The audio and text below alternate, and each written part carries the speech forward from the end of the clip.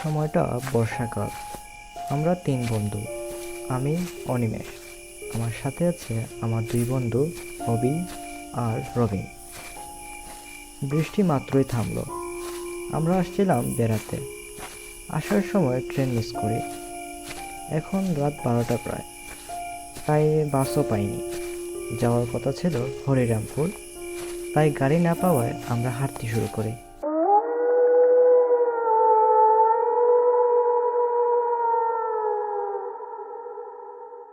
আরে অনিমেষ, আমরা কি ঠিক রাস্তা দিয়ে যাচ্ছি? আশপাশ তো কিছুই দেখা যাচ্ছে না। হ্যাঁ রে, ম্যাপ তো বলছে ঠিকই যাচ্ছি। একটু ধৈর্য ধর, একটু সামনে গেলে কিছু না কিছু ঠিকই দেখতে পাবো। হাঁটতে হাঁটতে পায়ে ব্যথা করছে, কখন যে পৌঁছাবো কে জানে। আরে ঘাবড়াস না ভাই, বাসটাই তো পেলাম না। এখন হাঁটা ছাড়া তো আর কিছুই করার নেই। আরে বৃষ্টি শেষ হওয়ার পর অনেক ঠান্ডা লাগছে। শুধু ঠান্ডা নয়, আমার তো মনে হচ্ছে কেউ যেন আমাদের পেছনে পেছনে আসছে। এ কোন জায়গায় এলাম ভাই? কোনো রিক্সা টিক্সাই পাচ্ছি না। কিছুক্ষণ হাঁটতে হাঁটতে হঠাৎ সামনে একটা নদী দেখতে পেলাম। সামনে গিয়ে দেখি একটাও নৌকা নেই। দেখলি অনিমেষ, তোর শর্টকাট আইডিয়া আবারও প্রমাণ করে দিল যে তোর শর্টকাট মানেই লম্বা পথ। আরে অনিমেষ, তুই না বললি একটু সামনে গেলেই রিক্সা পাবো? এখন দাঁড়িয়ে থাক নদীর ধারে। তোরা কি একটু চুপ করবি? নৌকা না থাকলে আমি কি করব? একটু দাঁড়াই না ভাই, যদি নৌকা পেয়ে যাই। তারপর আমরা তিনজন একে অপরকে দোষ দিতে লাগলাম।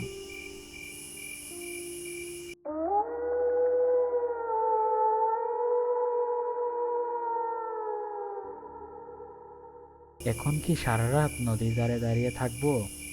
তারপর তারা দুজন বলতে লাগলো পিকনিক করার কথা। তখন আমি বললাম, মুখে বললেই তো আর হয় না, এত রাতে মাংস পাবে কোথায়? আগে বললে না হয় স্টেশন থেকে নিয়ে আসতাম। আচ্ছা, এখন পিকনিকের কথা বাদ দে, আগে নৌকা আসুক, তারপর দেখি কি করা যায়। তারপর আমরা তিনজন কথাবার্তা এতই মেতে উঠেছিলাম যে কখন রাত 2টো বেজে গিয়েছে তা আমরা টেরই পাইনি।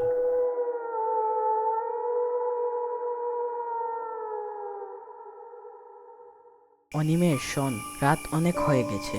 এখন যদি নৌকা না আসে তাহলে আমাদের নদীর পাড়ে রাত কাটাতে হবে। হ্যাঁ, তাই করতে হবে মনে হচ্ছে। রাতটা যদি এইখানে কাটাতে হয় তবে তো কিছু খাওয়া দরকার। আমাদের কাছে তো কোনো খাবার নেই। এই তোরা একটু দাঁড়া, আমি দেখি আশেপাশে কোনো বাড়িঘর আছে কিনা।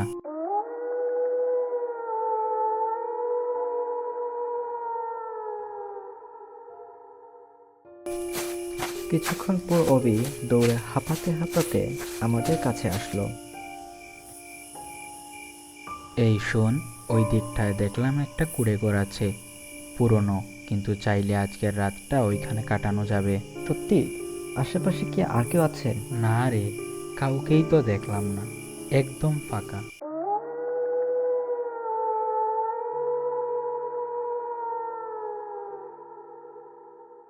তারপর আমরা তিনজন কুঁড়েঘরটার দিকে আগালাম।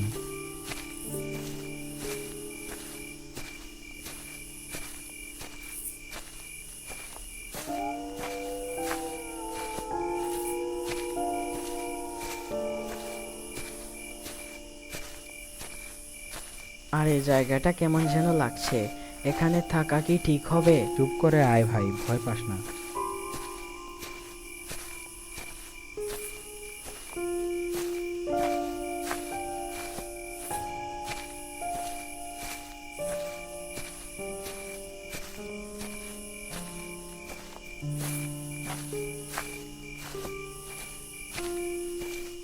ঘরের ভিতরে ঢুকতেই আমরা দেখলাম একটা ভাঙা খাট, একটা ছেঁড়া চাদর, আর কেমন জানি অদ্ভুত ঠান্ডা গন্ধ। এই, ওই দেখ মুরগি, আজ তো এটা দিয়েই পিকনিক হবে। আরে মুরগি ধরিস না, এগুলো বাড়ির মালিকের হবে। আরে ভাই বাদ দে, আগে খেতে হবে, বাড়ির মালিক এলে না হয় টাকা দিয়ে দিব। তারপর অভি মুরগি দুটো ব্যাগে ভরে নিল। আরে এখানে তো রান্না করার কড়াও আছে, ও রান্নার জিনিসও আছে, এগুলো না নিলে রান্না করব কিভাবে? আরে এখন কি তুই এগুলো নিবি? এগুলো তো একেবারে নিয়ে নিচ্ছি না, ফেরত দিয়ে দিব। তারপর আমরা কুঁড়েঘর থেকে এগুলো নিয়ে চলে আসি।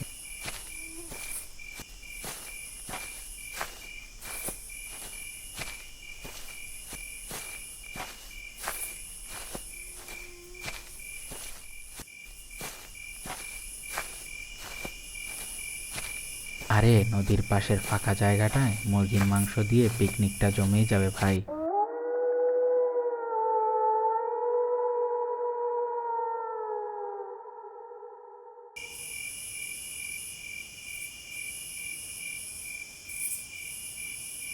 তাহলে তো সব কিছুই আছে, শুধু মুরগিটা কাটতে হবে আর কাঠ আনতে হবে।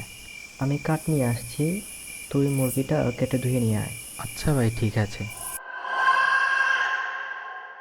আমি নদীর পাড় থেকে শুকনো ডালগুলো ভেঙে নিয়ে আসছিলাম।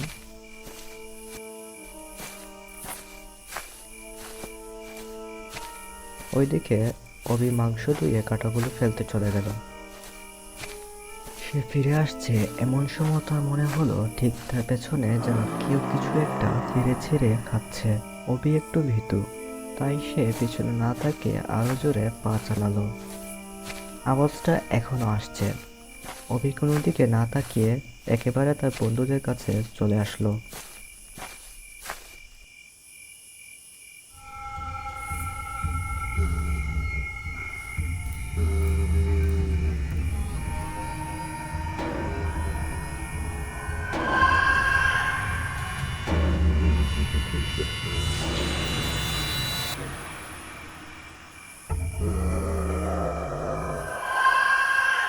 কি রে, তোরা দুইজন কাঠ মাংস সবকিছু রেডি করে এনেছিস তো? হ্যাঁ রে, সবকিছু আনা হয়ে গেছে।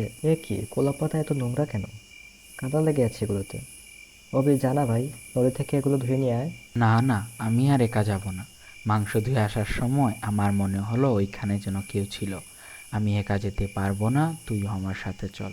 আচ্ছা চল, আমি যাচ্ছি তোর সাথে। রবিন, তুই আগুন জ্বালিয়ে কড়াটা চাপিয়ে দে। রান্না মোটামুটি শুরু কর, না হয় অনেকটা দেরি হয়ে যাবে। রাতও অনেকটা হয়ে গেছে। আচ্ছা ঠিক আছে, সাবধানে যাস। কলা পাতা ধোয়ার জন্য যখন আমি আর অভি যাচ্ছিলাম, তখন হঠাৎ আমার পিছনে যেমন কিছু একটা শব্দ শুনতে পেলাম। আমি পাশে তাকিয়ে দেখি অভি নেই, পিছনে দাঁড়িয়ে আছে। তারপর আমি তার কাছে গেলাম। কিছু বলার আগে সে হঠাৎ অলৌকিকভাবে উপরে উঠতে লাগলো। তা দেখে আমি অনেক ভয় পেয়ে যাই। তারপর আমার মনে পড়লো আমার সাথে একটা তাবিজ আছে। তাবিজটি দিয়ে তাকে স্পর্শ করতেই সে নিচে পড়ে যায়। অভি, অভি, তুই কি ঠিক আছিস? হ্যাঁ, আমি ঠিক আছি। অনিমেষ, এটা কিসের শব্দ? তুই কি শুনেছিস? হ্যাঁ, সামনে দেখ, কি একটা মাথার দিকে তেড়ে আসছে। সামনের অন্ধকারের আধার থেকে বেরিয়ে আসছে এক রহস্যময় চরিত্র। তাকে দেখতে হিংস্র প্রাণীর মতো, কিন্তু তার অস্তিত্বটি ছিল মানুষের মতো। তার চোখ দুটো বাতির মতো জ্বলছিল এবং তার নীরব ধীর গতি যেন আশেপাশের সবকিছুকেই ভয় দেখাচ্ছে।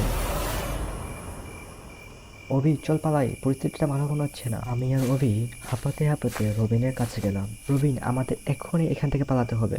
আরে ভাই, আমরা পালাবো কেন? আমরা তো এখানে পিকনিক করার জন্য এসেছি। আগে এখান থেকে পালা, রাস্তা তোকে সব বলছি। তারপর আমরা দৌড়াতে দৌড়াতে আগের বাস স্ট্যান্ডের দিকে যেতে লাগলাম। তখনও আমাদের দিকে ওই রহস্যময় প্রাণীটি আসছিল। তখনও দেখি রাস্তার পাশে একটা অটোরিকশা দাঁড়িয়ে আছে। ভাই তাড়াতাড়ি চলেন, আমরা অনেক বিপদে পড়েছি। আপনারা এত রাতে কোথা থেকে এসছেন? এসব কথা পরে বলা যাবে, আপনি চলেন। আচ্ছা আচ্ছা, চলেন। তারপর আমরা ওই রাতে রহস্যময় প্রাণীর কাছ থেকে বেঁচে ফিরে যাই। তারপর দিন বাড়ি যাওয়ার পর আমরা সবাই অসুস্থ হয়ে পড়ি। এখন আমাদের ওই ভয়ঙ্কর পিকনিকের রাতের কথা মনে পড়ে। এটাই ছিল আমাদের রাত 2টার পিকনিক।